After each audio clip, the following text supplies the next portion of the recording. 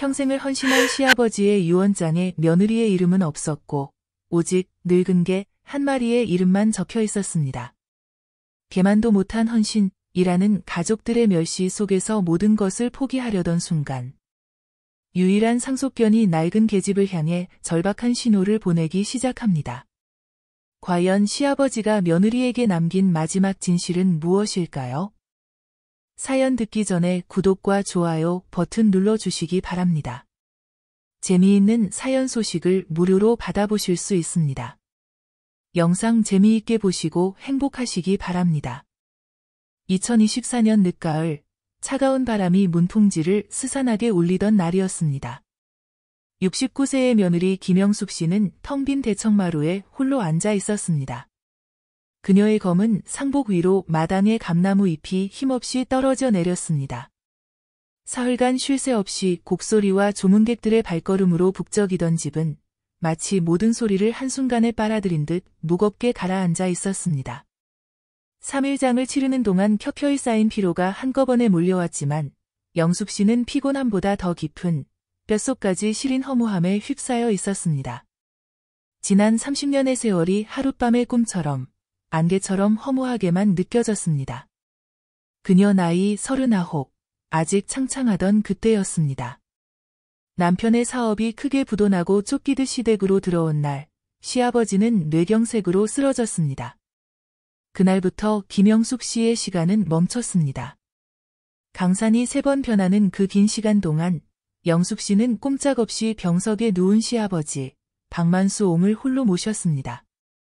그녀의 손은 거칠게 트고 마디마디가 퉁퉁 부어올라 있었습니다. 한때는 옷반지 하나 끼워주지 못해 미안하다던 남편의 말이 무색하게, 이제는 그 어떤 반지도 맞지 않을 만큼 뒤틀려 버렸습니다.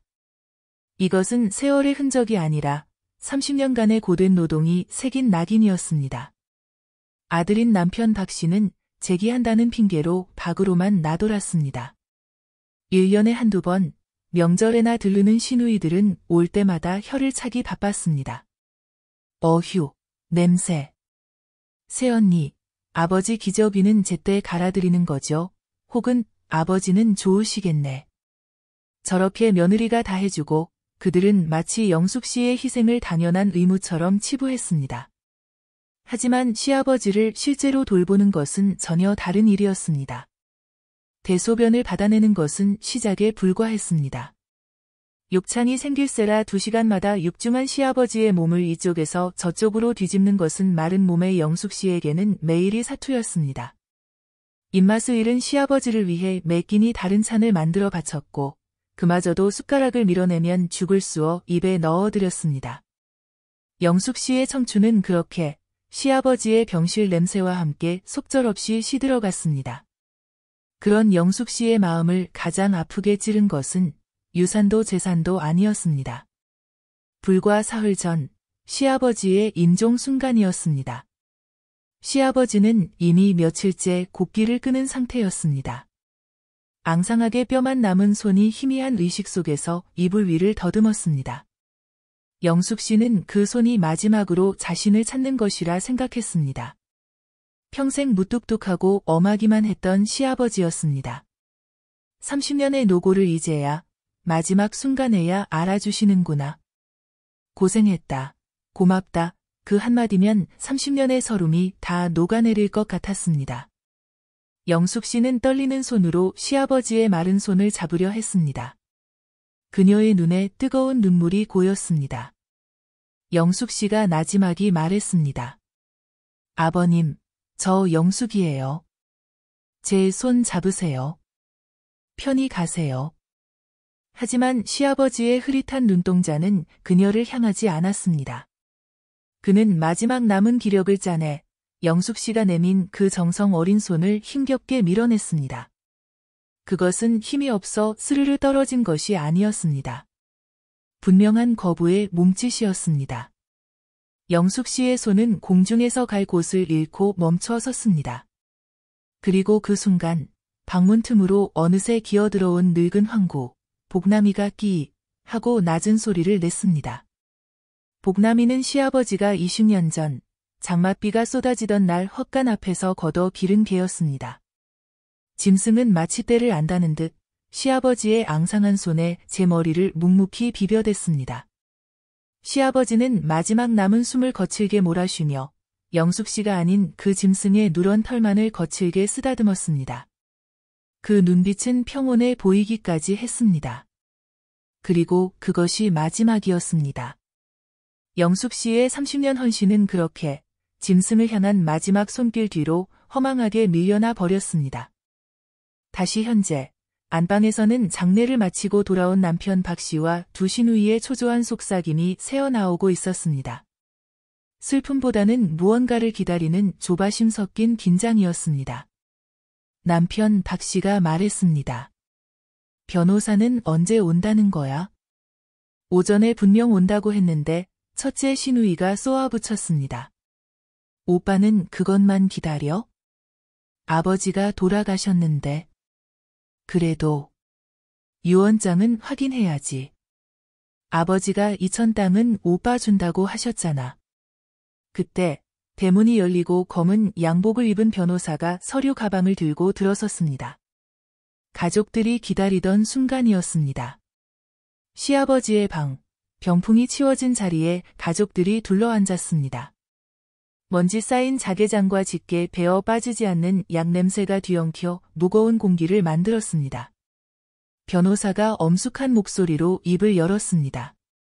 고 박만수님께서 생전에 작성하여 공증을 마친 유언장을 낭독하겠습니다. 남편 박 씨는 마른 침을 삼켰고 두 시누이의 눈은 종이 서류를 향해 날카롭게 빛났습니다. 영숙 씨는 그저 멍하니 앉아 있었습니다. 이미 그녀의 헌신은 시아버지의 마지막 손길로 부정당했기에 유산 같은 것은 아무런 의미가 없다고 생각했습니다. 그저 이 지옥 같은 집에서 빨리 벗어나고만 싶었습니다. 변호사의 차분한 목소리가 방안을 채웠습니다. 본인은 다음과 같이 유언한다. 본인의 전 재산인 경기도 이천시 일대의 토지 5,000평과 서울 중구 소재의 상가 건물, 그리고 주거래 은행의 예금 전액을. 첫째 시누이가 저도 모르게 몸을 앞으로 기울였습니다. 남편의 굳은 턱 근육이 꿈틀거렸습니다. 영숙 씨는 그저 눈을 감았습니다. 변호사가 다음 문장을 읽었습니다. 그 목소리는 조금의 망설임도 없었습니다. 나의 유일한 가족이자 나의 마지막을 지켜준 복남이에게 상속한다. 순간 방 안의 시간이 멈춘 듯했습니다. 바람이 문풍지를 흔드는 소리만이 유일한 소리였습니다. 복남이. 그것은 분명 마당에서 벼틀 쬐고 있는 늙은 황구의 이름이었습니다. 남편 박 씨가 믿을 수 없다는 듯 파리하게 질린 얼굴로 자리를 박차고 일어나 변호사의 멱살을 잡을 듯이 소리쳤습니다. 누구? 지금 누구라고 했소? 복남이? 그게 누구요? 장난하는 거요, 지금. 변호사는 담담하게 안경을 고쳤으며 대답했습니다. 진정하십시오. 유언장에 명시된 대로입니다. 고인께서 20년간 길러오신 반려견, 황국, 복남이가 유일한 상속자로 지정되어 있습니다. 첫째 시누이의 입에서 비명 같은 소리가 터져 나왔습니다. 걔가 재산을 상속받는다고요? 이게 무슨 말도 안 되는 소리예요. 아버지가 노망나신 게 틀림없어. 저 변호사 사기꾼 아니야? 유언장은 계속되었습니다. 재산의 관리 및 집행은 해당 변호사가 맡으며 복남이가 세상을 떠난 후 남은 모든 재산은 동물보호단체에 기부한다는 내용이었습니다. 변호사는 덧붙였습니다. 이 유언장은 5년 전 고인께서 직접 로펌을 방문하여 정신감정까지 받으신 후 명료한 상태에서 공증을 마친 합법적인 유언이라고 말입니다. 아들 박씨, 두 딸 박순자와 박순애, 그리고 30년을 수발한 며느리 김영수. 그들의 이름은 그 어디에도 단 한 글자도 적혀 있지 않았습니다. 30년의 헌신, 핏줄이라는 혈연, 그 모든 것이 개 한 마리의 이름 앞에서 산산조각 났습니다. 영숙 씨는 숨이 막혀오는 것을 느꼈습니다. 이것은 단순한 서운함이 아니었습니다. 자신의 인생 전부가 송두리째 부정당하는 듯한 칠흑 같은 허망함 속으로 끝없이 가라앉고 있었습니다. 임종 순간에 그 거부하던 손길이 이 유언장을 위한 마지막 확인 사살이었음을 깨달았습니다. 그녀의 30년은 개 한 마리의 가치보다도 못했던 것입니다. 변호사의 마지막 말, 동물보호단체에 기부한다는 그 단어가 시아버지의 낡은 방 안에 무겁게 내려앉았습니다. 공증을 마쳤다는 확인의 말은 그 어떤 희망의 불씨마저 꺼트려 버렸습니다. 정적을 깬 것은 남편 박 씨가 아니었습니다. 첫째 신우이, 박순자였습니다. 그녀의 얼굴은 하얗게 질리다 못해 푸른 빛이 돌았습니다. 그것은 아버지를 잃은 슬픔이 아니었습니다. 평생을 장녀라는 이름으로 당연하게 받아갈 것이라 믿었던 재산, 그 기대가 무너진 데서 오는 원초적인 분노였습니다. 첫째 신우이가 비명처럼 소리쳤습니다. 노망. 아버지가 노망이 나셨어. 이게 무슨 말도 안 되는 소리야. 그녀는 그 자리에 주저앉아 영숙 씨가 바로 오늘 새벽에도 정성껏 닦아냈던 마룻바닥을 주먹으로 내리치기 시작했습니다. 하지만 그 울음에는 눈물 한 방울 섞여 있지 않았습니다. 쇠가 쇠를 긁어내는 듯한 귀에 거슬리는 소리였습니다. 그때 조용히 앉아있던 둘째 신우이, 박순이가 차갑게 일어섰습니다. 그녀는 언니처럼 통곡하지도 남편처럼 멱살을 잡지도 않았습니다. 그녀의 차가운 눈동자는 변호사가 아닌 방구석에 앉아있는 새언니, 김영숙 씨를 향해 정확히 날아와 꽂혔습니다. 둘째 신우이가 얼음장 같은 목소리로 말했습니다. 새언니. 솔직히 말해봐요. 멍하니 허공만 바라보던 영숙 씨가 천천히 고개를 들었습니다. 아버지가 치매 증세 보인 거, 우리한테 숨긴 거 아니에요? 제정신인 사람이 어떻게 저 짐승한테 재산을 다 줘요. 30년을 여기서 붙어 살면서 새언니는 도대체 뭘 한 거예요? 뭘 한 거냐는 그 비수 같은 물음이 영숙 씨의 가슴을 꿰뚫었습니다. 뭘 했는가? 영숙 씨의 눈앞으로 지난 30년이 스쳐 지나갔습니다. 불과 3년 전 겨울, 기록적인 폭설이 내리던 밤이었습니다. 기름 보일러가 얼어붙어 안방이 냉골이 되었습니다. 남편 박 씨는 중요한 사업이 있다며 외박 중이었고, 신우이들은 눈이 많이 와서 길이 막힌다며 전화 한 통이 전부였습니다. 그날 밤, 영숙 씨는 얼음장 같은 마루를 수십 번 오가며 물을 끓였습니다. 낡은 고무 물주머니에 뜨거운 물을 채워 시아버지의 이불 밑에 밀어넣고 또 밀어 넣었습니다. 그녀의 손은 뜨거운 물에 데이고 차가운 공기에 얼어붙어 퉁퉁 부어올랐습니다. 시아버지는 희미한 의식 속에서 춥다. 한마디만 중얼거렸습니다. 고맙다는 말은 단 한 번도 없었습니다. 영숙 씨도 바라지 않았습니다. 그것은 그저 며느리로서 해야 할 일이었기 때문입니다. 시아버지의 식사는 또 어떠했습니까? 이가 모두 빠져 씹지 못하는 시아버지를 위해 영숙 씨는 모든 음식을 믹서에 갈거나 칼로 다져야 했습니다. 질긴 고기는 입에도 대지 못했습니다. 그녀는 매일 새벽 시장에서 가장 부드러운 생선살과 연두부를 사왔고 실에 기는 껍질을 일일이 벗겨내어 들기름에 몇 시간이고 삶아냈습니다. 정작 영숙 씨 자신의 밥상은 시아버지가 남긴 그 멀건 죽이나 반찬 찌꺼기였습니다. 차가운 물에 밥 한 덩이를 말아 후루룩 넘기며 다음 끼니를 걱정하는 것이 그녀의 30년이었습니다. 그런데 이제와 뭘 했느냐고 묻고 있었습니다. 영숙 씨는 본능적으로 남편을 바라보았습니다. 마지막 기댈 곳, 그래도 40년을 함께 산 남편이었습니다. 당신들이 뭘 안다고 함부로 말하느냐고, 내 아내가 30년을 저 고생한 것을 당신들이 아느냐고, 그렇게 한마디쯤은 해줄 것이라 믿었습니다. 하지만 남편 박 씨는 아내의 편이 아니었습니다. 그는 변호사의 가방을 빼앗을듯 노려보다가 이 모든 분노를 쏟아낼 대상을 찾은 사람처럼 아내 영숙 씨에게로 몸을 돌렸습니다. 그의 얼굴은 술에 취했을 때보다 더 붉게 달아올라 있었습니다. 남편 박 씨가 아내를 향해 소리쳤습니다. 당신 때문이야, 전부. 영숙 씨의 심장이 바닥으로 쿵 하고 떨어지는 소리가 들렸습니다. 당신이 아버지를 제대로 모셨어봐. 30년을 이 방에 붙어 있으면서 도대체 뭘 한 거야? 당신이 제대로 못하니까, 당신이 지긋지긋하게 구니까. 아버지가 외로워서 정신이 나가서 저런 미친 짓을 한 거 아니냐고.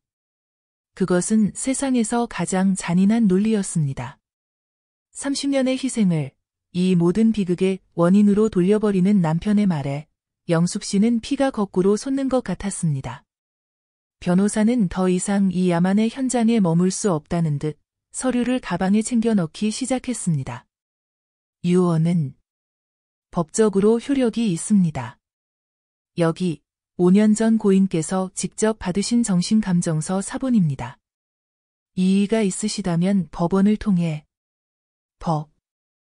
법이라고 첫째 신우이가 변호사의 말을 끊고 자리를 박차고 일어났습니다.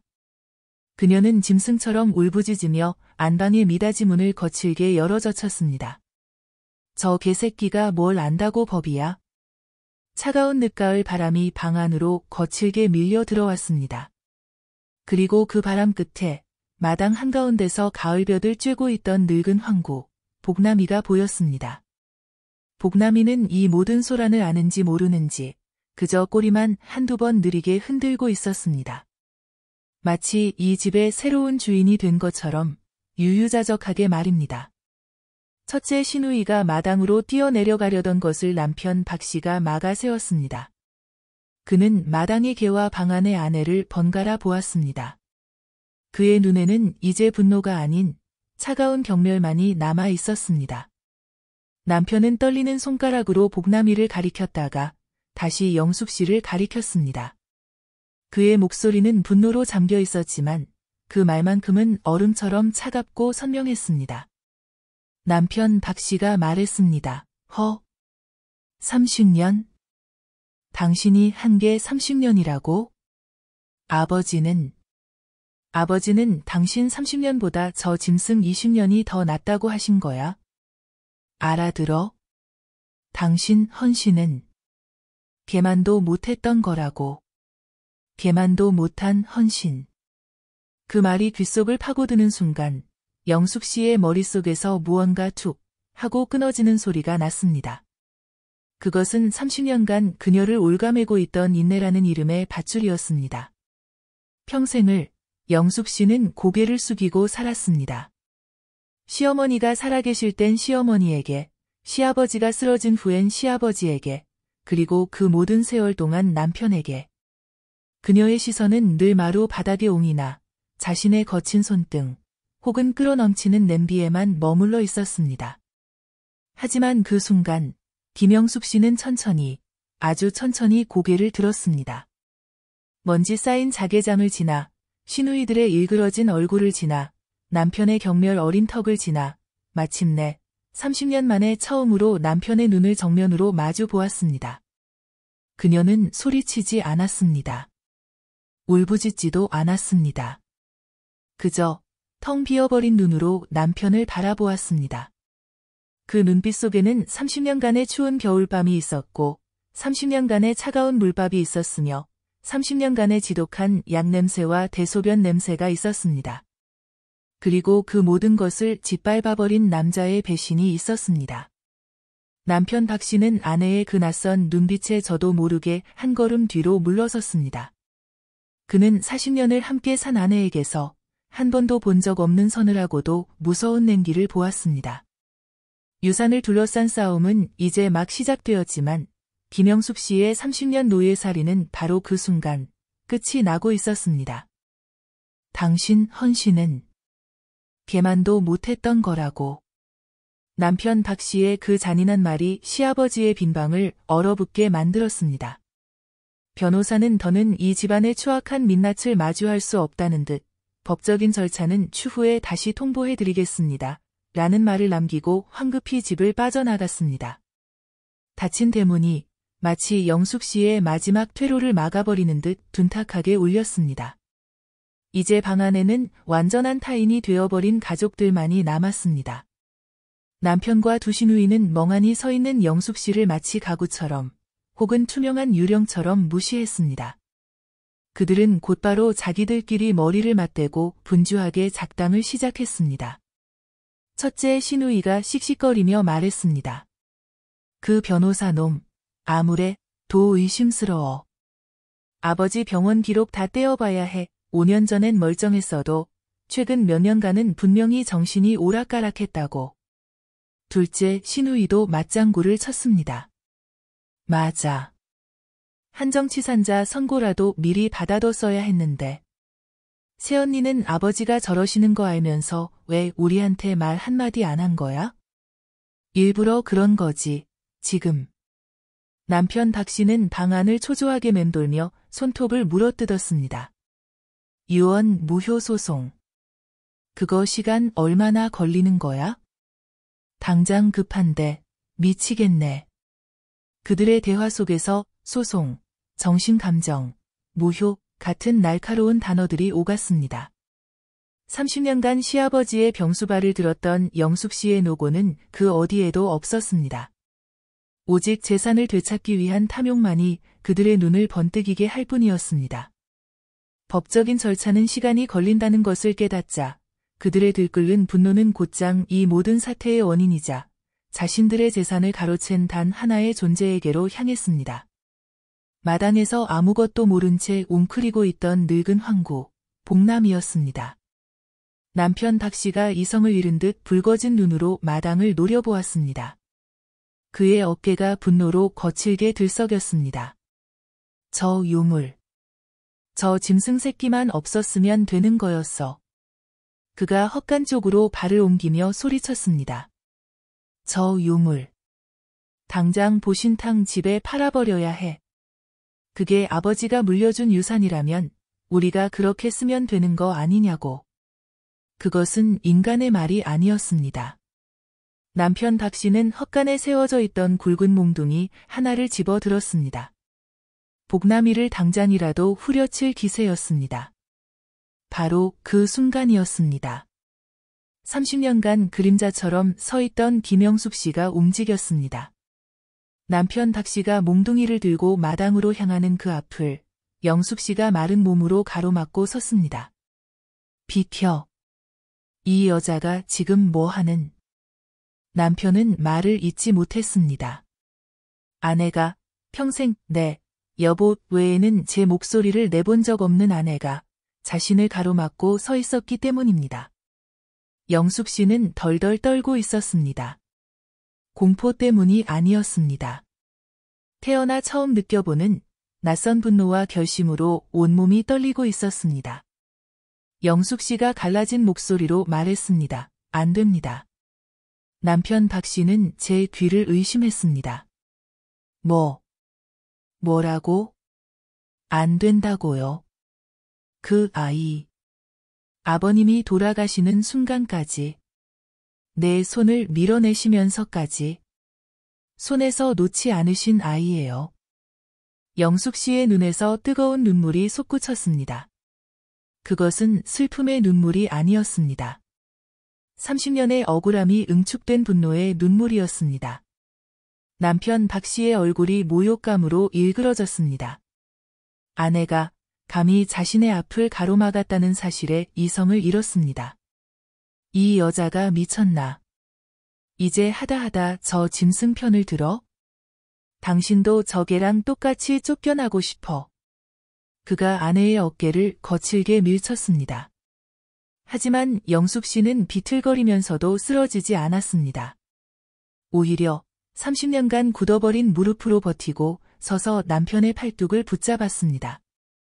앙상한 소나귀였지만 그 힘은 쇠붙이처럼 단단했습니다. 남편과 시누이들이 아내의 그 기이한 행동에 잠시 주춤한 사이 영숙 씨는 재빨리 몸을 돌렸습니다. 그녀는 절뚝거리는 다리로 마당을 가로질렀습니다. 무릎 관절이 비명을 질렀지만 지금은 그것을 느낄 겨를도 없었습니다. 복남아, 이리 와. 늙은 황구는 이 모든 살기를 느꼈는지 낑낑거리며 낡은 계집 구석에 몸을 숨기고 있었습니다. 영숙 씨는 개 목줄을 거칠게 풀어냈습니다. 괜찮아. 괜찮아, 복남아. 영숙 씨는 늙고 무거운 개를 거의 끌다시피 안고는 시아버지의 방, 자신이 30년간 갇혀 살았던 그 안방으로 향했습니다. 새언니. 지금 뭐 하는 거예요? 저 미친 여자가. 저 더러운 개를 방 안에. 시누이들의 악다구니가 등 뒤에서 날아와 꽂혔습니다. 영숙 씨는 복남이를 방 안으로 밀어넣고는 재빨리 미닫이 문을 닫았습니다. 그리고 방 안쪽에서 노쇠로 된 낡은 빗장을 걸어 잠갔습니다. 철컥. 그 쇳소리는 30년 만에 처음으로 영숙 씨가 스스로 만든 방어막이었습니다. 문 너머에서 남편의 고함과 시누이들의 울부짖음이 폭발했습니다. 문 열어. 이 여자야, 당장 문 열어. 새언니, 정말 미쳤어요? 저 개랑 같이 방에 틀어박혀서 뭐 하자는 거예요? 당장 저 개 끌어내. 그들은 발로 문을 걷어차고 문고리를 부서져라 흔들어댔습니다. 하지만 영숙 씨는 그 소리를 듣지 못했습니다. 아니, 듣지 않기로 했습니다. 그녀는 쿵쾅거리는 문의 등을 기댄 채 바닥에 주저앉았습니다. 30년간 시아버지의 병수발을 들던 바로 그 자리였습니다. 지독한 약냄새와 죽음의 냄새가 여전히 배어있는 방이었습니다. 한때는 지옥 같은 감옥이었던 이 방이 이제는 그녀의 유일한 성체가 되었습니다. 영숙 씨의 거친 숨소리 사이로 곁에 웅크린 복남이의 가쁜 숨소리가 섞여들었습니다. 늙은 개는 영숙 씨의 무릎에 머리를 기댔습니다. 따뜻한 온기가 30년간 얼어붙어 있던 영숙 씨의 마음을 희미하게 녹여내기 시작했습니다. 영숙 씨는 멍하니 복남이의 축축한 코를 바라보았습니다. 그리고 불현듯 사흘 전 시아버지의 마지막 순간을 다시 떠올렸습니다. 그토록 서운했던 그 눈빛. 자신을 밀어내던 그 냉정한 손길. 하지만 지금 이 순간 문밖에 저 짐승 같은 아들과 딸들의 모습을 보고 있자니 모든 것이 다시 보이기 시작했습니다. 어쩌면 아버님의 그 눈빛은 자신을 향한 원망이나 냉대가 아니었을지도 모른다는 생각이 들었습니다. 그것은 부탁이었습니다. 자신이 죽고 나면 저 짐승 같은 자식들이 유일하게 자신을 따랐던 이 늙은 개를 가만두지 않을 것을 시아버지는 이미 알고 있었던 것입니다. 영숙 씨는 떨리는 손으로 복남이의 머리를 쓰다듬었습니다. 복남아, 그랬구나. 아버님이 너를 지켜달라고. 그랬구나. 시아버지는 30년간 자신을 돌봐준 며느리에게 고맙다는 말 한마디를 남기는 대신 자신이 유일하게 믿었던 며느리에게 자신이 유일하게 아꼈던 이 늙은 짐승을 지켜달라는 마지막 유언을 눈빛으로 남긴 것이었습니다. 유언장에 적힌 그 기이한 내용은 어쩌면 이 늙은 황구를 지키기 위한 시아버지의 마지막이자 가장 절박한 함정이었을지도 모릅니다. 문밖의 소라는 이제 저주와 욕설로 변해 있었습니다. 김영수. 당신, 내일 당장 짐 싸서 나가. 저 개랑 같이. 남편의 목소리였습니다. 그러나 영숙 씨의 마음은 더 이상 흔들리지 않았습니다. 그녀는 30년간의 순종을 끝내기로 결심했습니다. 이 문을 여는 순간 복남이는 죽고 자신도 쫓겨날 것입니다. 그녀는 늙은 황구를 끌어안았습니다. 복남아, 아버님이 널 나한테 맡기신 거라면 내가 널 지킬게. 무슨 일이 있어도. 영숙 씨의 텅 비었던 눈에 30년 만에 처음으로 차갑고도 단단한 결의가 서리고 있었습니다. 철컥 하고 노쇠 빗잔이 걸린 순간 시아버지의 안방은 김영숙 씨의 30년 감옥에서 하룻밤의 요새로 변했습니다. 문 너머의 세상은 광기로 들끓었습니다. 남편 박 씨는 짐승처럼 울부짖으며 문을 발로 걷어찼습니다. 이 여자가 정말 미쳤나. 김영수. 당장 문 열지 못해. 첫째 신우이의 날카로운 목소리가 그 뒤를 이었습니다. 새언니, 제정신이야? 저 더러운 짐승이랑 한 방에 있겠다고? 당장 나와. 나오라고. 쿵, 쿵, 쿵, 낡은 미닫이 문이 부서져라 흔들렸습니다. 영숙 씨는 문이 진동이 그대로 전해지는 벽에 등을 기댄 채 늙은 황국, 복남이를 그저 세게 끌어안았습니다. 복남이는 영숙 씨의 품 안에서 낑낑거리며 낯선 상황에 겁을 먹은 듯 낮게 으르렁거렸습니다. 그들의 광기는 한참이나 이어졌습니다. 욕설이 오가고 저주가 쏟아졌습니다.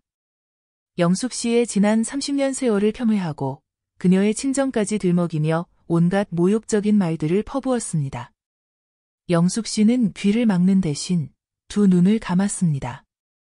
이상하게도 시끄러운 소음 속에서 정신은 오히려 맑아지는 듯했습니다.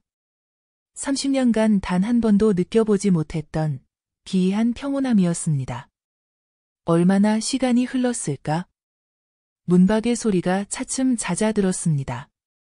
고함은 격렬한 속삭임으로 변했고 그마저도 띄엄띄엄 들려왔습니다. 소송. 소송밖에 없어. 저 여자는 내쫓으면 그만이야. 변호사. 그놈부터 만나야 해. 그리고 마침내 거친 발소리들이 대청마루를 가로질러 멀어져 갔습니다. 대문이 세차게 닫히는 소리가 들리고 집은 다시 한번 깊은 정적에 휩싸였습니다. 그들은 떠났습니다. 아마도 변호사를 만나러 혹은 그들의 탐욕을 채워줄 또 다른 작당을 하러 갔을 것입니다. 영숙 씨는 닫힌 문에 기댄 채 곁에 누운 복남이의 등을 천천히 쓰다듬었습니다. 방 안에는 시아버지의 약 냄새와 이제는 늙은 짐승의 퀴퀴한 냄새가 뒤섞였습니다. 배가 고팠습니다. 꼬박 사흘간 장례를 치르며 제대로 먹은 것이 없었습니다. 관절염이 도진 무릎이 옥신거리며 비명을 질렀습니다. 하지만 영숙 씨는 일어날 수 없었습니다. 그들이 정말 떠난 것인지 아니면 대청마루 어딘가에 숨어 자신을 기다리는 것인지 알 수 없었습니다. 그녀는 그렇게 뜬 눈으로 하룻밤을 지새웠습니다. 다음 날 새벽, 차가운 아침 햇살이 문풍지를 하얗게 밝혔습니다. 밤새 웅크리고 있던 복남이가 몸을 일으키더니 영숙 씨의 손등을 축축한 코로 핥았습니다. 그리고는 끙 하고 낮은 신음을 냈습니다. 배가 고프고 목이 마르다는 신호였습니다. 영숙 씨는 그제야 깨달았습니다. 자신은 굶어도 이 아이는 굶겨서는 안 되었습니다. 시아버지의 마지막 부탁, 그 눈빛이 떠올랐습니다. 그녀는 뻣뻣하게 굳은 몸을 일으켜 떨리는 손으로 노쇠 빗장을 천천히 소리 나지 않게 밀어 올렸습니다. 문을 열자 차갑게 식은 대청마루가 눈에 들어왔습니다. 집은 텅 비어 있었습니다. 남편도 시누이들도 없었습니다. 냉기만이 가득했습니다. 어쩌면 그들은 영숙 씨가 제풀에 지쳐 나오기를 혹은 굶어 죽기를 바라며 아예 이 집을 떠나버린 것인지도 몰랐습니다. 영숙 씨는 조심스럽게 부엌으로 향했습니다. 그리고 다시 한번 절망해야 했습니다. 쌀독은 텅 비어 있었고 냉장고는 깨끗하게 비워져 있었습니다. 그들은 떠나면서 영숙 씨가 먹을 수 있는 모든 음식을 챙겨가거나 버린 것이었습니다. 30년간 저들의 식구들을 위해 밥을 지었던 부엌에는 이제 그녀를 위한 밥 한 톨 남아있지 않았습니다. 그때였습니다. 부엌 구석, 찬장맨 아래 칸에서 며칠 전 끓여두었던 누룽지 한 덩이가 눈에 띄었습니다. 그들이 미처 발견하지 못한 영숙 씨의 비상식이었습니다. 그녀는 딱딱하게 마른 누룽지를 집어 들었습니다. 다시 안방으로 돌아온 영숙 씨는 시아버지가 쓰던 낡은 물그릇에 물을 담아 복남이 앞에 놓았습니다. 복남이는 허겁지겁 물을 마셨습니다. 그리고 영숙 씨는 시아버지가 쓰던 낡은 밥그릇, 이가 빠지고 군데군데 녹이 쓴 낡은 사기 그릇을 꺼냈습니다. 그것은 원래 시아버지의 것이었지만 언젠가부터 복남이의 밥그릇으로 쓰이고 있었습니다. 영숙 씨는 딱딱한 누룽지를 잘게 부수어 그릇에 담아주었습니다. 복남아, 미안하다. 이것밖에 없네.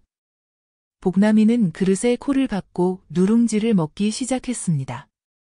그런데 영숙 씨는 기이한 점을 발견했습니다. 복남이는 허기졌을 법도 한데 그릇에 담긴 누룽지의 정확히 절반만 먹고는 입을 뗐습니다. 왜, 더 먹어. 그것밖에 없는데. 영숙 씨가 그릇을 밀어주었지만 복남이는 더 이상 먹지 않았습니다. 대신 낑 하는 소리를 내며 그릇을 물끄러미 바라보았습니다. 그리고는 아주 이상한 행동을 시작했습니다. 복남이는 축축한 코로 그 절반이 남은 밥그릇을 밀기 시작했습니다. 안방 문턱을 넘어 차가운 대청마루를 가로질러 마당으로 향하는 미닫이문 쪽으로 그릇을 밀고 갔습니다. 영숙 씨는 숨을 죽인 채 그 모습을 지켜보았습니다. 마당으로 나가는 문 앞에서 멈춘 복남이는 문이 닫혀있자 고개를 돌려 영숙 씨를 바라보았습니다. 마치 문을 열어달라는 듯 했습니다. 영숙 씨는 홀린 듯이 일어나 마당으로 통하는 문을 열었습니다. 차가운 새벽 공기가 훅 끼쳐 들어왔습니다. 복남이는 망설임 없이 마당으로 나갔습니다. 그리고는 멈추지 않고 마당 구석, 처마 밑에 있는 낡고 다 쓰러져가는 자신의 계집을 향해 밥그릇을 계속 밀고 갔습니다. 그것은 시아버지의 눈을 피해 20년간 영숙 씨가 몰래 밥을 챙겨주던 바로 그 계집이었습니다. 계집 앞에 다다른 복남이는 밥그릇을 입구에 밀어 넣었습니다. 그리고는 안으로 들어가지 않았습니다. 대신 영숙 씨를 한번 돌아보고는 앞발을 들었습니다. 그리고는 낡은 계집 바닥, 입구에 깔린 썩은 나무 판자의 한쪽 구석을 앞발로 긁어대기 시작했습니다. 슥, 슥, 슥. 규칙적이고도 집요한 소리였습니다. 영숙 씨는 그 자리에 얼어붙었습니다. 그 광경은 낯설지 않았습니다. 그녀의 머릿속에서 희미하고 오래된 기억 하나가 안개처럼 피어올랐습니다.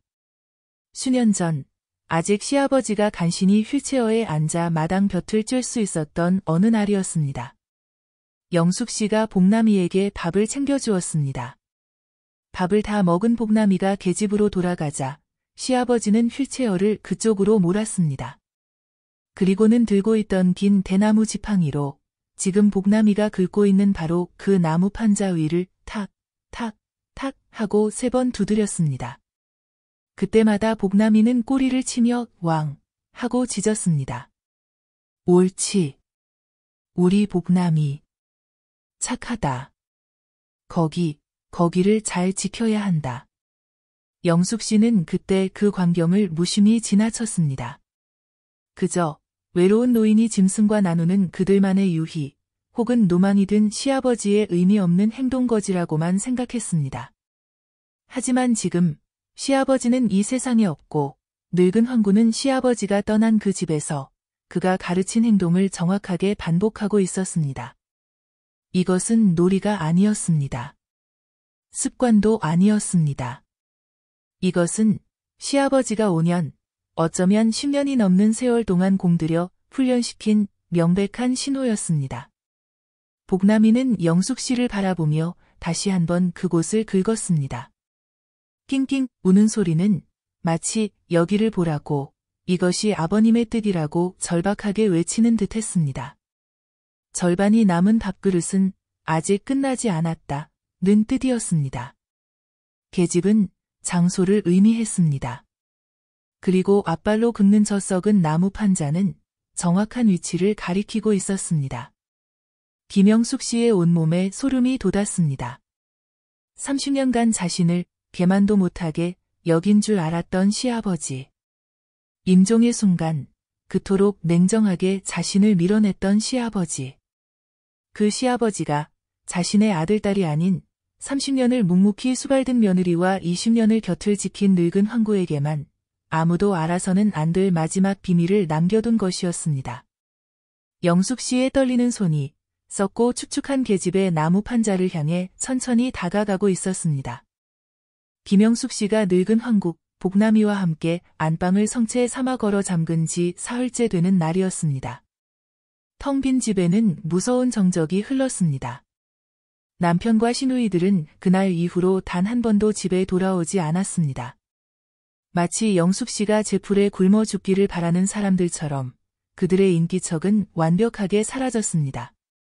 부엌의 쌀독은 여전히 비어 있었고 냉장고에서는 냉기 대신 퀴퀴한 냄새가 흘러나왔습니다.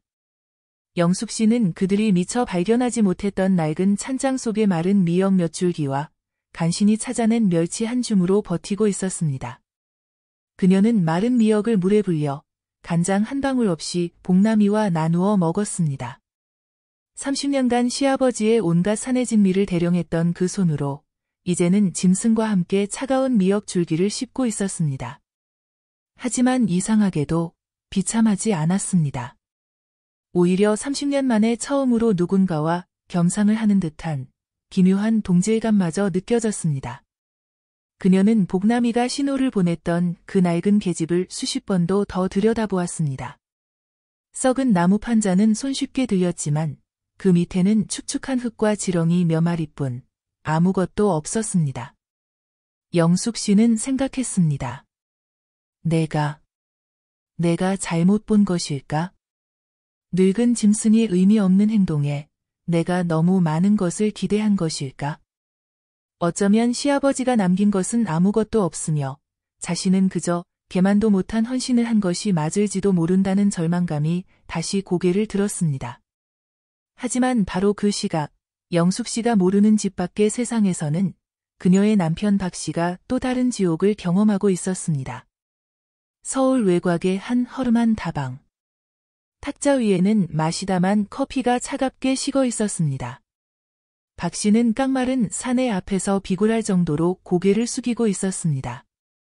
사내가 재떨이에 담배를 비벼 끄며 말했습니다. 박 사장. 시한이 오늘까지인 거 알지? 아버님이 돌아가셨다며? 부조금도 두둑이 들어왔을 테고 이제 유산 정리만 하면 되겠네. 박 씨의 이마에 식은땀이 흘렀습니다. 그는 떨리는 손으로 빈 커피잔만 만지작거렸습니다. 그게 아버님 유언이 좀 문제가 생겨서. 문제. 사내의 눈빛이 날카로워졌습니다. 무슨 문제? 박 사장이 이천 땅 담보로 융통해간 돈이 얼만지 잊었어? 원금의 이자까지 딱 10억이야. 10억, 유산으로 그거 하나 해결 못해? 박 씨의 목소리가 모기처럼 기어들어 갔습니다. 사실은 아버님이 재산을 걔한테 물려주셨습니다. 순간 다방 안의 공기가 얼어붙었습니다. 사내는 몇 초간 그 말을 이해하지 못했다는 듯 박 씨를 쳐다보았습니다. 그리고 다음 순간 그의 거친 손바닥이 박 씨의 뺨을 세차게 후려쳤습니다. 짝 하는 파열음과 함께 박 씨는 의자에서 굴러떨어졌습니다. 이 새끼가 돌았나? 지금 나랑 장난해? 걔. 똥개한테 10억짜리 땅을 물려줬다고 사내는 바닥에 쓰러진 박 씨의 머리채를 움켜쥐었습니다. 박 사장. 마지막 기회야. 일주일 줄게. 그 개를 삶아 먹든 땅에 묻든 일주일 안에 개명이든 뭐든 다 치우고 땅 팔아서 돈 가져와. 안 그러면 당신 마누라, 그 늙은 마누라가 대신 이천 땅에 묻히게 될 거야. 알았어? 박 씨는 피가 터진 입술로 알겠습니다. 알겠습니다. 라고 신음하며 바닥에 이마를 찧었습니다. 다방에서 기어 나오다시피 한 박 씨의 얼굴은 공포와 분노로 일그러져 있었습니다. 그가 재기한다며 밖으로 나돌던 지난 10년은 사실 성공이 아닌 실패의 연속이었습니다. 그는 아버지의 명의를 도용해 아버지의 땅을 담보로 사채를 끌었었고 그 빚은 눈덩이처럼 불어나 10억이 되어 돌아온 것이었습니다. 유산만 받으면 모든 것이 해결될 줄 알았는데 아버지는 마지막 순간까지 아들의 숨통을 조여왔습니다. 그것도 개 한 마리를 내세워서 말입니다. 그의 분노는 아내 영숙 씨에게로 향했습니다. 김영숙. 그 여자가 아버지 옆에 붙어서 30년을 살랑거렸어. 아버지가 저 짐승한테 홀리도록 내버려 둔 거야? 그 여자만 없었으면 박 씨는 완전히 궁지에 몰렸습니다. 그에게 남은 선택지는 없었습니다. 사채업자들의 말대로 그 개를 치워버려야 했습니다. 유일한 상속자가 사라진다면 재산은 법적으로 다시 자식들에게 돌아올 것이라 생각했습니다. 그는 떨리는 손으로 휴대폰을 꺼내 더러운 일을 처리해주는 흥신소에 전화를 걸었습니다. 박 씨가 속삭였습니다. 사람을 찾는 게 아닙니다. 개 한 마리만 아무도 모르게 처리해 주십시오. 그 집 안에 내 마누라가 같이 있는데 그 여자가 좀 다쳐도 상관없습니다. 그의 검은 속내는 그렇게 아내와 늙은 황구를 동시에 겨누고 있었습니다. 그런데 박 씨의 이 모든 계획을 예상치 못한 인물이 엿듣고 있었습니다. 박 씨가 흥신소와 통화하던 그 다방 구석 자리에 둘째 시누이 박순이가 숨죽인 채 앉아 있었습니다. 박순이는 오빠의 빚 문제를 어렴풋이 알고 있었습니다. 하지만 그 규모가 10억에 달하고 사채업자에게 협박까지 받고 있는 줄은 몰랐습니다. 그녀는 오빠가 전화를 끊고 다방을 나가자 차갑게 입술을 비틀었습니다. 10억. 저 인간 손에 재산이 들어가면 우린 정말 한 푼도 못 건지겠네.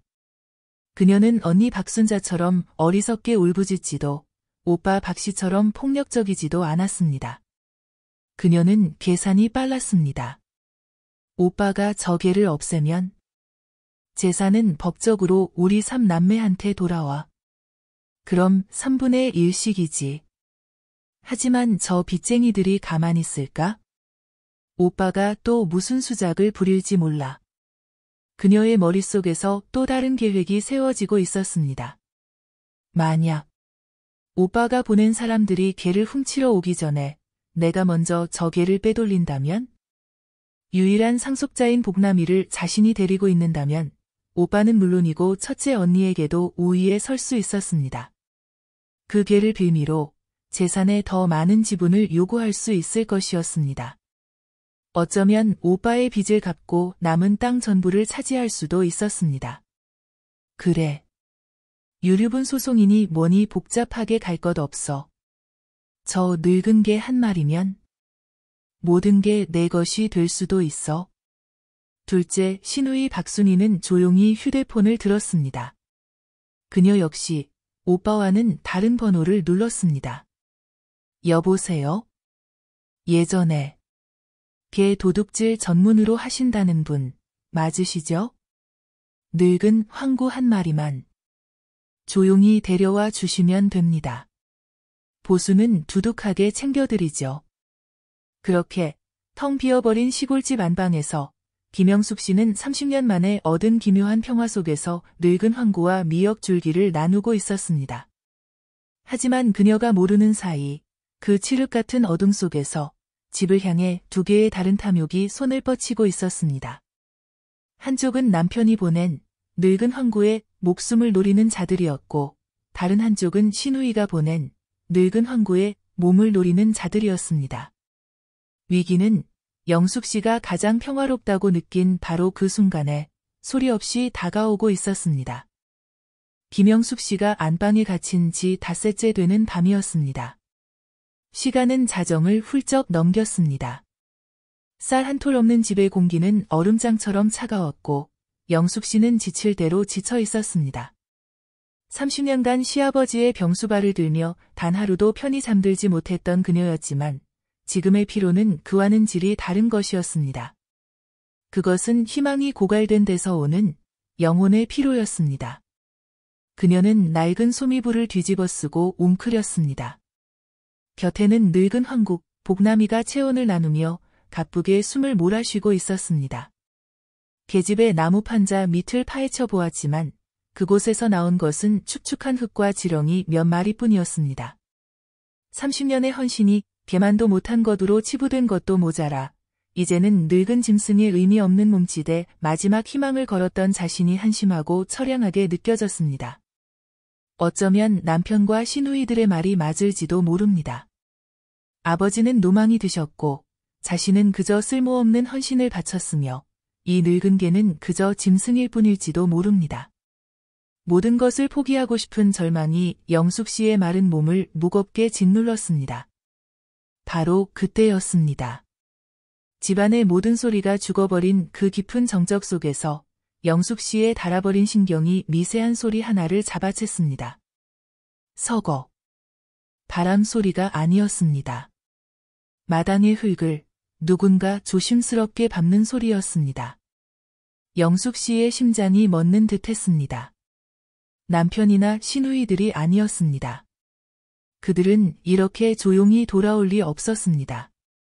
며칠 전 남편이 사채업자들에게 쫓기고 있다는 것을 어렴풋이 들었던 기억이 떠올랐습니다. 그들일까? 그녀는 본능적으로 복남이를 끌어안았습니다. 늙은 개도 무언가를 느꼈는지 으르렁거리는 소리조차 내지 못한 채 영숙 씨의 품 안에서 바들바들 떨고 있었습니다. 쿵! 무언가 무거운 것이 헛간 쪽 담벼락에 부딪히는 소리가 났습니다. 그리고 뒤이어 낮은 욕설과 함께 두어 명의 남자가 마당으로 뛰어내리는 소리가 들렸습니다. 그들은 영숙 씨가 갇힌 안방 문으로 망설임 없이 다가왔습니다. 여기, 이 방이 맞나? 늙은 여편네랑개 한 마리뿐이라고 했어. 문 열어.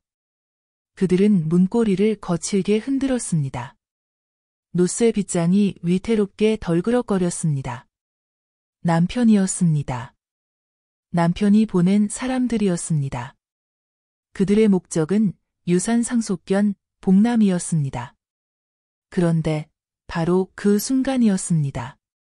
그들이 문을 부수려 발길질을 준비하던 바로 그 찰나, 정반대편, 장독대가 있는 쪽 담벼락에서도 또 다른 그림자 두 개가 소리 없이 마당으로 내려섰습니다.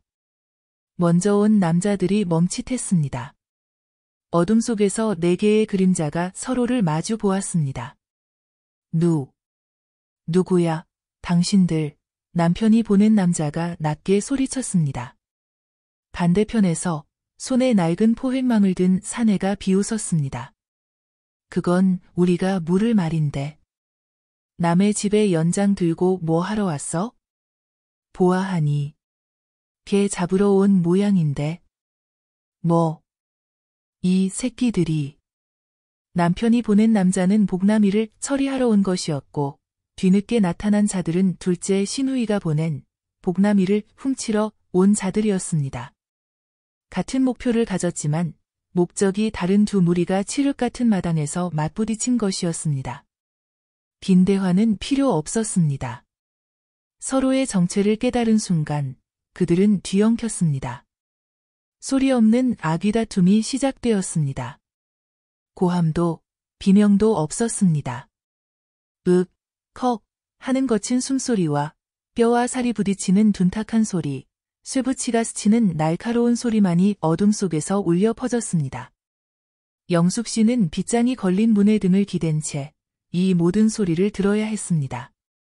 그녀의 머릿속은 공포로 하얗게 변했습니다. 사채업자들이 돈 때문에 이제는 사람까지 죽이려 하는구나. 살려주세요. 제발. 살려주세요. 그녀의 입에서 기어들어가는 목소리가 새어나왔지만 그 소리는 문밖의 격렬한 몸싸움 소리에 묻혀버렸습니다. 쾅. 싸우던 남자 중 하나의 등이 영숙 씨가 기댄 미닫이 문에 거대한 충격과 함께 부딪혔습니다. 30년 세월의 사글대로 삭은 노쇠 빗장이 그 한 번의 충격을 버티지 못했습니다. 하는 끔찍한 파열음과 함께 빗장이 부러져 나가고 문이 활짝 열렸습니다. 차가운 밤 공기와 함께 땀과 피 냄새에 절은 두 사내가 방 안으로 굴러떨어졌습니다. 한 명은 남편이 보낸 손에 짧은 쇠 파이프를 쥔 남자였습니다. 다른 한 명은 시누이가 보낸 손에 포획망을 든 남자였습니다. 두 남자는 넘어진 채로 방구석에서 늙은 개를 끌어안고 공포에 질려 떨고 있는 영숙 씨를 동시에 발견했습니다. 남편이 보낸 남자가 먼저 이성을 차렸습니다. 비켜, 이 할망구야. 그가 쇠파이프를 든 채 영숙 씨에게 달려들었습니다. 신우이가 보낸 남자도 목표물을 빼앗길세라 포획망을 들고 동시에 덮쳤습니다. 이러지 마세요. 제발. 이 아이는 안 돼요. 영숙 씨는 비명을 지르며 30년간 시아버지의 몸을 감쌌던 그 앙상한 팔로 복남이를 감쌌습니다.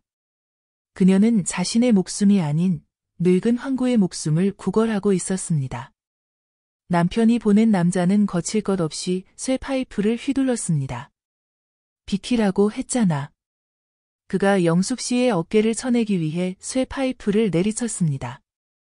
영숙 씨는 본능적으로 팔을 들어 복남이의 머리를 감쌌습니다. 우두두. 사람의 뼈가 부러지는 둔탁하고도 끔찍한 소리가 방 안에 울렸습니다. 쇠 파이프는 정확하게 영숙 씨의 왼쪽 팔뚝을 내리쳤습니다. 영숙 씨의 입에서 찢어지는 듯한 비명이 터져 나왔습니다. 불에 타는 듯한 고통이 팔을 타고 온몸으로 퍼져나갔습니다. 그녀는 팔을 움켜쥔 채 옆으로 쓰러졌고 그녀의 품에서 벗어난 복남이가 무방비 상태로 드러났습니다. 신우이가 보낸 남자가 그 순간을 놓치지 않았습니다. 잡았다. 그는 승리의 찬 외침과 함께 복남이의 머리 위로 포획망을 정확하게 던졌습니다. 늙고 지친 황구는 그물을 피하지 못하고 꼼짝없이 갇히고 말았습니다. 복남이가 그물 안에서 필사적으로 발버둥치며 낑낑거렸습니다. 남편이 보낸 남자가 쇠 파이프를 다시 고쳐 쥐었습니다. 잘 가둬졌네. 이제 끝내자. 그가 복남이의 머리를 향해 쇠 파이프를 높이 치켜들었습니다. 바로 그 순간이었습니다.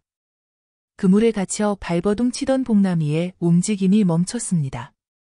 늙은 황구는 마지막 남은 힘을 다해 이빨로 낡은 그물을 물어뜯었습니다. 그리고 믿을 수 없는 힘으로 그물이 찢어진 틈을 비집고 뛰쳐나갔습니다. 이런 멍청한 저 개 잡아. 두 남자가 동시에 복남이를 덮치려 했지만 복남이는 놀라운 속도로 방을 빠져나갔습니다. 그런데 늙은 황구는 대문 쪽으로 도망치지 않았습니다. 복남이는 마당을 가로질렀습니다. 그리고 부러진 팔을 붙잡고 신음하는 영숙 씨가 보이는 마루 끝에 멈춰 섰습니다. 고통 속에서 영숙 씨가 눈을 들자 복남이의 두 눈이 어둠 속에서 형형하게 빛나고 있었습니다. 왕! 복남이가 칠흑 같은 어둠을 찢을 듯 크고 절박하게 짖었습니다. 그것은 공포의 울음소리가 아니었습니다. 그리고 다음 순간 복남이는 쏜살같이 자신이 매일 드나들던 마당 구석의 낡은 계집으로 달려갔습니다. 복남이는 계집 안으로 숨지 않았습니다. 오히려 며칠 전 영숙 씨에게 보여주었던 바로 그 행동을 시작했습니다. 늙은 황구는 미친 듯이 계집 바닥에 썩은 나무 판자를 앞발로 파헤치기 시작했습니다. 흙이 사방으로 튀었고 판자를 긁어대는 절박한 소리가 밤 공기를 갈랐습니다. 영숙 씨는 깨달았습니다. 저것은 도망치는 것이 아니었습니다. 여기에 있다고, 이것이 진실이라고 자신의 목숨을 걸고 마지막 신호를 보내고 있는 것이었습니다. 그때였습니다. 이 모든 소란, 영숙 씨의 비명과 복남이의 절박한 울음소리가 담장을 넘었습니다. 이웃집에 불이 하나둘 켜지기 시작했습니다. 거기 무슨 일이야? 당장 경찰에 신고해. 멀리서 사람들의 외침이 들려왔습니다. 두 무리의 사내들은 당황했습니다. 일이 너무 커져버린 것이었습니다. 그들은 서로를 노려보며 욕설을 내뱉더니 이내 잡고 있던 연장을 버리고 담벼락을 향해 달아났습니다. 제기랄, 텄어. 저 개새끼 때문에. 그들은 순식간에 어둠 속으로 사라졌습니다. 고요함이 다시 찾아온 마당. 이제 남은 소리는 단 두 가지뿐이었습니다. 부러진 팔을 붙잡고 흘러나오는 신음을 참아내는 영숙 씨의 고통스러운 숨소리. 그리고 그 소리를 뚫고 멈추지 않고 낡은 나무 판자를 파헤치는 늙은 황구의 필사적인 발톱 소리뿐이었습니다. 괴한들이 어둠 속으로 사라진 마당에는 깨진 유리창처럼 날카로운 정적만이 남았습니다. 그 정적을 가르는 것은 단 두 가지 소리뿐이었습니다. 하나는 쇠 파이프에 맞아 부러진 팔을 움켜쥔 김영숙 씨의 입술 세로 간신히 새어나오는 고통스러운 신음이었습니다. 팔 전체가 불에 타는 듯했고 욱신거리는 통증이 머릿속까지 울렸습니다. 그녀는 차가운 마루 바닥에 쓰러진 채 단 한 뼘도 움직일 수가 없었습니다. 그리고 또 다른 하나는 그 모든 아수라장 속에서도 멈추지 않는 소리였습니다. 마당 구석, 낡은 계집 앞에서 들려오는 늙은 황국, 복남이의 절박한 발톱 소리였습니다. 슥, 슥, 슥, 슥. 복남이는 흙을 파헤치고 썩은 나무 판자를 긁어대며 마치 제 목숨의 마지막을 불태우는 듯 필사적이었습니다. 영숙 씨는 고통으로 흐려지는 의식 속에서 그 소리를 들었습니다. 멀리서 이웃들의 웅성거림과 함께 희미하게 경찰차의 사이렌 소리도 들려오는 듯했습니다. 모든 것이 비현실적이었습니다. 이대로 정신을 놓아버리면 이 끔찍한 고통도 끝날 것만 같았습니다. 하지만 복남이의 그 절박한 소리가 그녀의 의식을 놓아주지 않았습니다. 저 소리. 저것은 단순한 짐승의 울음소리가 아니었습니다. 그것은 시아버지가 남긴 마지막 말이었습니다. 거기를 보아라. 영숙 씨는 부러지지 않은 오른팔로 마루 바닥을 짚었습니다. 이를 악물자 부러진 팔의 뼈마디가 어긋나는 듯한 격통이 온몸을 찔렀습니다. 그녀는 기었습니다. 30년간 매일같이 닦아냈던 그 차가운 마루를 이제는 짐승처럼 네 발로 기었습니다. 한 뼘을 기어갈 때마다 부러진 팔이 바닥에 끌리며 지옥 같은 고통을 선사했습니다. 그때였습니다. 끼익 하는 날카로운 마찰음과 함께 집 앞 골목에 차 한 대가 거칠게 멈춰 섰습니다. 그리고 닫혀있던 대문이 쾅 하고 열렸습니다. 무슨 일이야? 이게 다 무슨 소란이야? 남편 박 씨였습니다. 그리고 그의 뒤로 두 시누이가 하얗게 질린 얼굴로 따라 들어왔습니다. 아마도 이웃에 신고 전화를 받고 자신들이 고용한 사람들이 이를 그르쳤다는 것을 직감하고 달려온 것이었을 겁니다. 그들의 눈에 들어온 것은 처참한 광경이었습니다. 안방 문은 부서져 나뒹굴고 있었고 마당은 싸움의 흔적으로 엉망이었습니다. 그리고 마루 끝에서 피를 흘리며 사실은 땀과 눈물 범벅이었지만 그들의 눈에는 피처럼 보였을 것입니다. 기어가고 있는 아내 김영숙 씨였습니다. 둘째 시누이가 그 광경을 보고도 걱정이 아닌 비난부터 쏟아냈습니다. 새언니. 이게 다 무슨 짓이에요? 저 개새끼 하나 지키자고. 집에 깡패까지 끌어들인 거예요? 지금. 남편 박 씨의 얼굴은 이미 이성을 잃은 짐승의 그것이었습니다. 자신의 계획이 실패했음은 물론 아내가 그 현장에 살아남아 있다는 사실에 분노했습니다. 김영숙. 이 여자가. 하지만 영숙 씨는 그들의 목소리를 듣지 못했습니다. 그녀의 눈에는 오직 자신을 향해 절박하게 지저대는 복남이와 그 개가 미친 듯이 파헤치고 있는 낡은 계집뿐이었습니다. 거기. 바로 거기야. 영숙 씨는 마침내 마당으로 내려섰습니다. 차가운 흙바닥에 무릎이 닿았습니다. 그녀는 오른손으로 흙을 짚으며 복남이를 향해 마지막 남은 힘을 다해 기어갔습니다.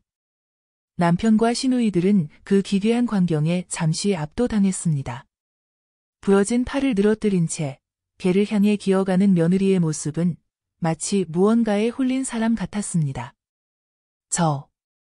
저 여자가 정말 미쳤나 봐. 오빠, 저 여자 좀 봐. 영숙 씨가 마침내 계집 앞에 다다랐습니다. 복남이는 그녀가 도착하자 낑 하는 슬픈 울음소리를 내며 한쪽으로 비켜섰습니다. 그리고 영숙 씨의 눈앞에 복남이의 발톱에 긁히고 흙에 뒤덮인 무언가가 드러났습니다.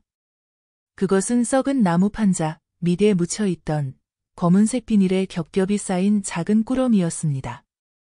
영숙 씨의 숨이 멎었습니다. 그녀의 성한 오른손이 떨리는 흙먼지 속에서 그 꾸러미를 향해 뻗어나갔습니다. 안 돼. 그것이 무엇인지 직감한 남편 박 씨가 가장 먼저 달려들었습니다. 그가 영숙 씨의 어깨를 발로 차며 소리쳤습니다. 그거 당장 내놔. 그게 뭐야? 영숙 씨는 발길질에 나뒹굴면서도 그 꾸러미를 필사적으로 움켜쥐었습니다. 그녀는 고통도 잊은 채 그것을 가슴에 품었습니다. 내놔. 이 미친 여자가. 그게 아버지. 남편이 영숙 씨의 머리채를 잡고 꾸러미를 빼앗으려 했습니다. 두 시누이도 달려들어 영숙 씨의 성한 팔을 물어뜯을 듯이 매달렸습니다. 이거 놔. 이거 우리 아버지 거야.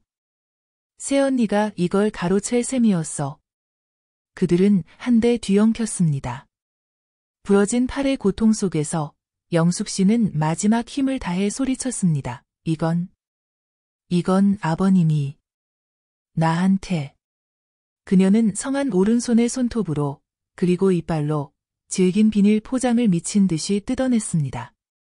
비닐이 찢어지고 그 안에서 습기를 머금은 낡은 오동나무 상자 하나가 모습을 드러냈습니다. 시아버지의 서류함에서 보았던 아주 오래된 작은 상자였습니다. 남편 박 씨가 그것을 낚아챘습니다. 그는 상자에 걸린 작은 자물쇠를 힘으로 부숴버렸습니다.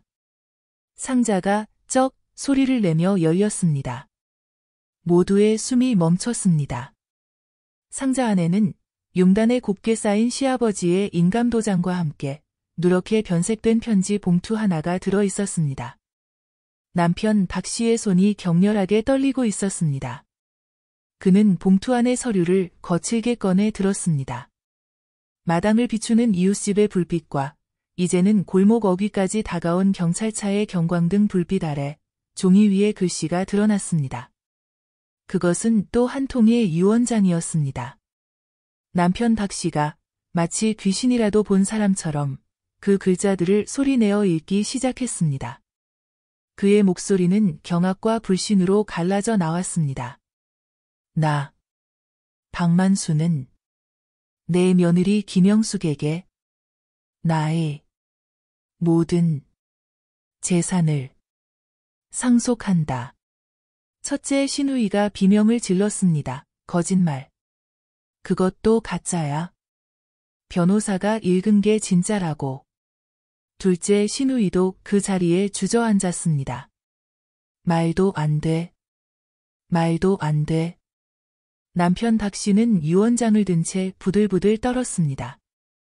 그는 이 종이 조각을 당장이라도 찢어버릴 듯이 구겨 쥐었습니다. 이건 무효야. 이 여자가 아버지를 협박한 거야. 그가 유언장을 구긴 주먹을 허공에 쳐들던 바로 그 순간이었습니다. 툭. 그가 거칠게 열어젖힌 오동나무 상자 바닥에서 그가 미처 발견하지 못했던 또 다른 무언가가 굴러떨어졌습니다. 그것은 도장도 종이도 아니었습니다. 흙바닥 위로 떨어진 것은 손바닥보다도 작은 낡은 소형 녹음기 한 대였습니다. 경찰들이 마침내 대문을 박차고 들어오고 있었습니다. 그들의 플래시 불빛이 흙먼지 속에 뒹구는 작은 녹음기, 그 위에서 깜빡이는 작은 빨간 불빛을 정확하게 비추고 있었습니다. 경찰들이 들이닥친 마당은 순식간에 아수라장이 되었습니다. 경찰입니다. 전부 꼼짝 마십시오. 손 드세요. 2명의 경찰관이 칠흑 같은 마당을 무거운 플래시 불빛으로 갈랐습니다.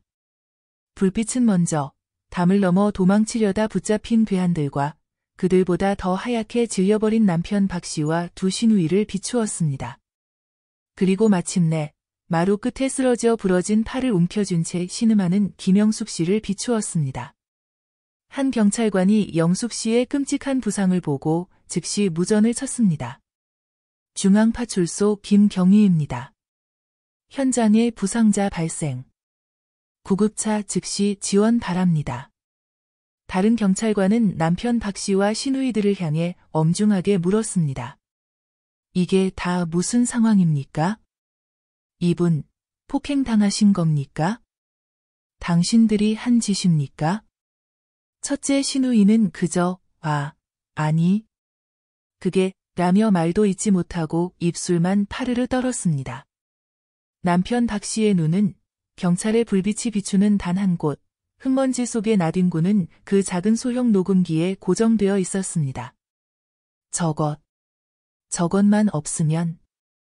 박 씨는 이 모든 소란이 저 녹음기 때문이라고, 저것이 자신이 사주한 증거라고 착각했습니다. 그는 경찰의 시선이 잠시 괴한들에게 향한 틈을 타 짐승처럼 달려들어 그 녹음기를 발로 짓밟아 부수려 했습니다. 이게 모든 걸 망쳤어. 박 씨의 군홧발이 녹음기를 향해 내리찍히려던 바로 그 순간이었습니다. 캉. 그동안 구석에서 숨을 죽이고 있던 늙은 황국 복남이가 마지막 남은 힘을 다해 짖으며 박 씨의 발목을 향해 이빨을 드러냈습니다. 박 씨가 화들짝 놀라 뒤로 물러섰습니다. 늙은 개는 피를 흘리는 듯한 신음을 내면서도 그 작은 녹음기 앞을 떠나지 않고 주인을 향해 낮게 으르렁거렸습니다. 김경희가 그 광경을 놓치지 않았습니다. 손대지 마십시오. 증거물입니다. 김경희는 재빨리 다가가 장갑 낀 손으로 흙먼지 속의 녹음기를 집어들었습니다. 그는 그것이 단순한 폭행 사건의 증거가 아님을 직감했습니다. 이 집안 전체를 휘감고 있는 기괴하고도 탐욕스러운 공기 속에서 이 늙은 기계가 모든 것의 열쇠임을 깨달았습니다. 김경희가 남편 박 씨를 노려보며 물었습니다. 이게 뭡니까? 왜 이걸 부수려고 한 겁니까? 남편 박 씨가 공포에 질려 소리쳤습니다. 아니요. 그건 함정이요. 저 미친 여자가 아버지를 홀려서 만든 함정인지 아닌지는 들어보면 알겠지요. 김경희가 차갑게 말했습니다. 그는 녹음기의 재생 버튼을 찾았습니다. 오래된 기계였지만 관리가 잘 되어 있었습니다. 딸깍. 작은 마찰음과 함께 10초간의 공백, 치익 하는 낡은 테이프 소리가 캄캄한 마당을 채웠습니다. 남편과 시누이들의 숨소리, 영숙 씨의 고통스러운 신음, 멀리서 들려오는 구급차 소리. 그 모든 소리가 이 작은 기계가 내는 정적 속으로 빨려 들어갔습니다. 그리고 마침내 목소리가 터져 나왔습니다. 그것은 임종 직전에 가냘프고 힘없던 시아버지의 목소리가 아니었습니다. 5년 전, 아직은 병마와 싸우며 호랑이 같은 기세를 잃지 않았던 쩌렁쩌렁하고도 분노에 찬 시아버지 본연의 목소리였습니다. 시아버지의 목소리가 녹음기에서 울려 퍼졌습니다. 이놈들아. 이 녹음기를 들을 때쯤이면 난 각오 없겠지. 내 아들놈, 내 딸년들아. 너희가 지금 이 마당에 서 있겠구나. 남편 박 씨와 두 시누이는 마치 번개라도 맞은 듯 그 자리에 얼어붙었습니다. 죽은 아버지가 그들의 면전에서 호통을 치고 있었습니다. 시아버지의 목소리는 한치의 망설임도 없이 첫 번째 비수를 꽂았습니다. 내 아들 박서방. 너 5년 전 바로 이 방, 내 금고에서 수표 뭉치를 훔쳐간 놈이 너라는 걸 내 눈으로 똑똑히 봤다.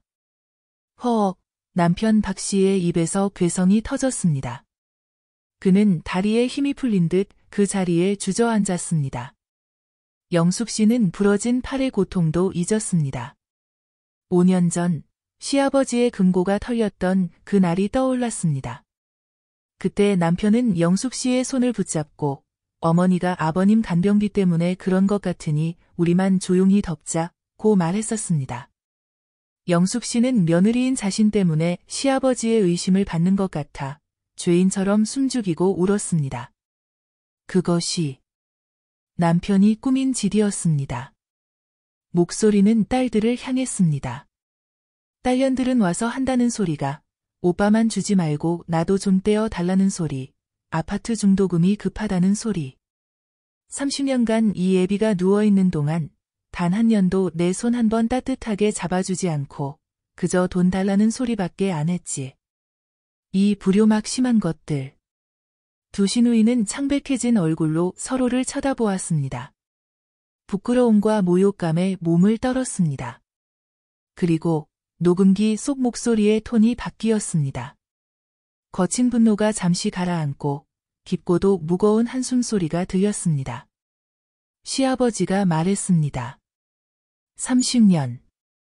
30년이다. 내 똥오 좀 받아내고 입에 맞지도 않는 죽을 매일같이 쑤어 바치고 욕창 날까봐 이 무거운 몸뚱이를 밤새 뒤집어준 건 너희가 아니었다. 영숙 씨의 눈에서 멈췄던 눈물이 다시 쏟아지기 시작했습니다. 시아버지의 목소리가 이어졌습니다. 내 며느리 영숙이 너 하나였다. 영숙 씨는 흙바닥에 이마를 대고 오열했습니다. 30년이었습니다. 30년 만에 처음 듣는 인정의 말이었습니다. 그것도 죽은 시아버지의 목소리로 말입니다. 저게 복남이는 너희가 날 짐짝처럼 버렸을 때 내가 거둔 유일한 내 식구다. 너희 같은 개만도 못한 놈들. 개만도 못한 놈들. 남편이 자신에게 퍼부었던 그 모욕적인 말이 이제 아버지의 입을 통해 그들 자신에게로 되돌아갔습니다. 저것들에게 재산을 바로 주면 며느리 너는 평생 고생만 하고도 한 푼도 못 받고 맨몸으로 쫓겨날게 불 보듯 뻔했다. 그래서 저개한테 가짜 유언을 남겼다. 저놈들은 사람은 약 봐도 법으로 묶인 재산인 저개는 함부로 못할 거라 생각했다. 내가 진짜를 찾을 때까지. 복남이는 내가 이 진짜 유언을 찾을 시간을 벌어줄 방패였다. 내 마지막 선물이다. 모든 비밀이 풀렸습니다. 임종의 순간 자신을 밀어냈던 그 냉정한 손길은 너에게 기댈 수 없다. 내가 나를 배신했다는 원망이 아니었습니다. 그것은 나에게 오지 마라. 저 개를 보아라. 저 개가 방패다라고 외치던 며느리를 지키기 위한 시아버지의 마지막 신호였습니다. 경찰관들은 이 모든 기막힌 진실을 부서진 문 앞에서 묵묵히 지켜보고 있었습니다. 남편 박 씨는 넋이 나간 사람처럼 흙바닥에 주저앉아 아버라는 말만 중얼거렸습니다. 녹음기 속에서 마지막 치익 하는 잡음과 함께 시아버지의 힘겹지만 분명한 목소리가 흘러나왔습니다. 영수가 며느라 고맙다. 정말 고마웠다. 딸깍 녹음이 끝났습니다. 마당에는 다시 정적이 찾아왔습니다. 멀리서 들려오던 구급차의 사이렌 소리가 이제 골목 어귀까지 다가와 멈췄습니다. 구급대원들이 들것을 들고 뛰어 들어왔습니다. 김경희가 흙바닥에 떨어진 남편이 구겨쥐었던 그 진짜 유언장을 조심스럽게 집어들었습니다. 그리고 녹음기를 증거물 봉투에 넣었습니다. 그는 넋이 나간 박 씨와 두 시누이를 향해 차갑게 말했습니다. 폭행 및 상해, 주거 침입, 절도 교사 혐의입니다. 그리고 이 유언장에 대해서도 조사가 필요하겠습니다. 전부 서까지 가셔야겠습니다. 남편 박 씨는 더 이상 저항하지 않았습니다. 그는 아버지의 목소리에 의해, 그들의 탐욕에 의해 완전히 무너져 내렸습니다. 시누이들은 그제야 땅을 치며 통곡하기 시작했습니다. 하지만 그것은 아버지를 향한 참회의 눈물이 아닌 모든 것을 잃어버린 자의 절망적인 울음소리였습니다. 구급대원들이 영숙 씨를 조심스럽게 들것에 싣고 있었습니다. 부러진 팔의 고통이 다시금 온몸을 덮쳤습니다. 하지만 영숙 씨는 그 고통 속에서도 울음을 멈출 수가 없었습니다. 그것은 지난 30년의 억울함과 서러움의 눈물이 아니었습니다. 부러진 팔이 아파서 우는 것도 아니었습니다. 그것은 인정의 눈물이었습니다. 자신의 인생 전부를 바쳤던 30년의 세월이 개만도 못한 것이 아니었음을 시아버지께서 모두 알고 계셨음을 확인받은 69세 며느리의 가슴 저린 눈물이었습니다. 그때였습니다. 이 모든 소란 속에서 기력을 다해 쓰러져 있던 늙은 황후, 복남이가 마지막 힘을 다해 절뚝거리며 들것으로 다가왔습니다. 그리고는 들것에 실려나가는 영숙 씨의 성한 손등을 자신의 거칠고 따뜻한 혀로 핥았습니다. 영숙 씨는 성한 오른팔을 힘겹게 뻗어 복남이의 머리를 끌어안았습니다. 그녀의 뜨거운 눈물이 늙은 개의 누런 털 속으로 스며들었습니다. 영숙 씨가 속삭였습니다. 복남아.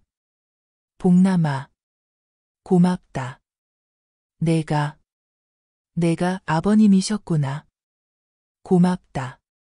정말 고맙다. 구급차에 붉고 푸른 경광등 불빛이 30년 만에 처음으로 소리내어 오는 며느리와 그녀를 지켜낸 늙은 황구를 번갈아 비추고 있었습니다. 지독하게 길고 추웠던 김영숙 씨의 30년 밤이 마침내 끝나고 있었습니다. 사연이 끝났습니다. 구독과 좋아요 버튼 눌러주시기 바랍니다. 재미있는 사연 소식을 무료로 받아보실 수 있습니다. 재미있는 영상 많이 보시고 행복하시기 바랍니다. 감사합니다.